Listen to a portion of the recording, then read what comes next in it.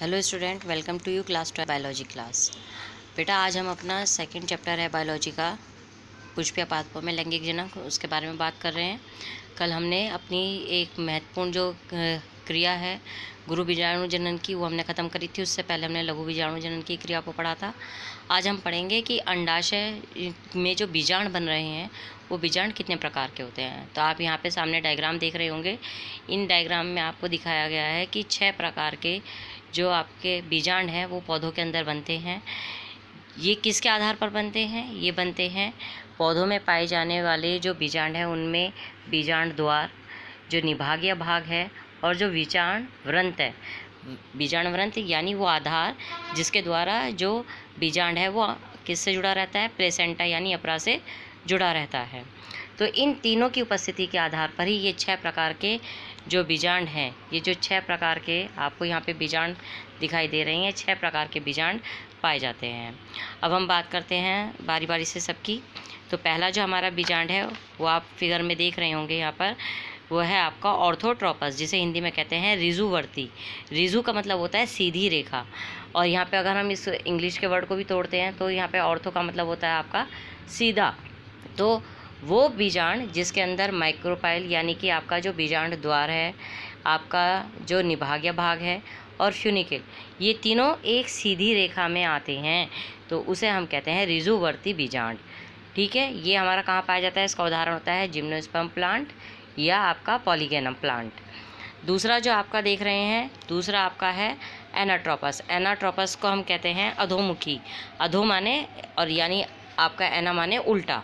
तो यहाँ पर आप देख रहे होंगे, इस डायग्राम में ही आपको दिखाई दे रहा होगा कि जो आपका चलेजा है यानी निभागीय भाग और जो बीजांड है वो एक दूसरे के क्या हैं? एक दूसरे के विपरीत हैं। तो इसीलिए इस टाइप का जो हमारा बीजांड है वो कैसा कहलाता है? अधोमुखी बीजांड कहलाता है। ये किस में पाया जाता है? सभी आवृत बीजी पौधों जैसे मटर है, सेम है, उनमें ये पाया जाता है। जो नेक्स्ट है वो है हमारा एम्फीट्रोपस। एम्फी माने होता है आपका दोनों, तो हिंदी में हम इसे कहते हैं अनुप्रस्थ बीजांड। तो दोनों ओर से जो बीजांड कैसा होता है आपका किडनी के समान होता है। यानी अगर आप इसमें देख रहे हैं तो ये आपका जो अंदर ये जो आप भाग देख रहे हैं ये क्या है? आपका बीजांड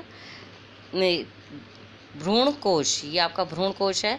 तो ये जो आपका भ्रूण कोश है, ये भ्रूण कोश आपका कैसा है?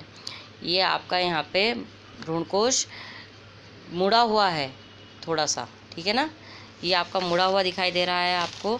तो ये किडनी के समान की आकृति बना लेता है, यानी ये अपनी संरचना को थोड़ा सा घुमा देता है। इसलिए इस प्रकार के बीजांड को हम एम्फीट्रोपस या आपका अनुप्रस्थ बीजांड कहते हैं। जो नेक्स्ट देख रहे हैं आप, वो है आपका कैमाइलोट्रोपस। कैमाइलोट्रोपस को हिंदी में हम कहते हैं वृकाव्रत। वृकाव्रत यानी आप यहाँ देख रहे होंगे इस संरचना में, अगर आप ध्यान से देख रहे होंगे तो ये आपका जो बीजांड व्रंत है और आपका ये जो निभागीय भाग है ये, और उसके अंदर जो भ्रूण कोश है, ये सब कैसे हो गए हैं? घोड़े की नाल के समान हो गए हैं, घूम गए हैं। तो इसीलिए इस प्रकार के जो बीजांड है उसको हम क्या कहते हैं? वृकाव्रत या कैमाइलोट्रोपस बीजांड कहते हैं। ये हमारा कहाँ पाया जाता है? ये हमारा पाया जाता है सरसों के पौधे में या मूली के पौधे में पाया जाता है। नेक्स्ट अब अगला देखिए, वो है हेमीट्रोपस। इसका पूरा नाम होता है हेमी एनाट्रोपस। हेमी माने होता है हाफ और एना माने होता है उल्टा, और हिंदी में इसे कहते हैं अनुप्रस्थाव्रत यानी अनुप्रस्थ प्लस आवृत। ठीक है, तो अनुप्रस्थाव्रत बीजांड है ये, जिसमें आप क्या देख रहे हैं कि ये जो बीजांड व्रंत है, ये आपका बीजांड व्रंत है फ्यूनिकल, और ये जो आपका बीजांड द्वार है, ये दोनों कितने डिग्री के कोण उस पर आ गए हैं? एंगल पे 90 डिग्री के कोण पर आ गए हैं, एंगल पर आ गए हैं। तो इसलिए इस तरह का जो बीजांड हमारा बन रहा है उसे हम कहते हैं हेमीट्रोपस बीजांड या अनुप्रस्थाव्रत बीजांड। आखिरी है हमारा, उसे हम कहते हैं सिरसिनोट्रोपस। सिरसिनोट्रोपस यानी कि कुंडलित बीजांड। इसकी खासियत आपको इस डायग्राम में दिखाई ही दे रही है कि ये कैसा है। ये आपका जो यहाँ पे ये आपका बीजांड व्रंत है, इसने भ्रूण पोष को और बीजांड द्वार को पूरी तरह से ढक लिया है। तो इसीलिए इस तरह के बीजांड को, जिसमें आपका जो बीजांड वृंत है वो बीजांड द्वार को और जो निभाग्य भाग है उसको पूरी तरह से ढक लेता है, उसे हम कुंडलित बीजांड कहते हैं। इस प्रकार का बीजांड हमारा नागफनी में पाया जाता है, ठीक है, या आपका कैक्टस में पाया जाता है। तो ये 6 प्रकार के हमारे जो बीजांड हैं वो पौधों के अंदर पाए जाते हैं, जिनके बारे में आज हमने अध्ययन किया। आज के लिए इतना ही। आप सभी को अपने कॉपीज़ में ये सारे डायग्राम अच्छी तरह से बनाने भी हैं और इनके बारे में जो नोट्स आपको दिए जाएंगे वो भी आपको लिखने हैं। तो आज के लिए आप लोगों के लिए इतना ही काम है।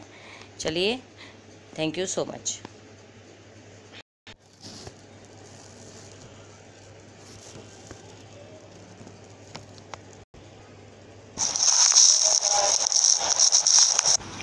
Hello student, welcome to you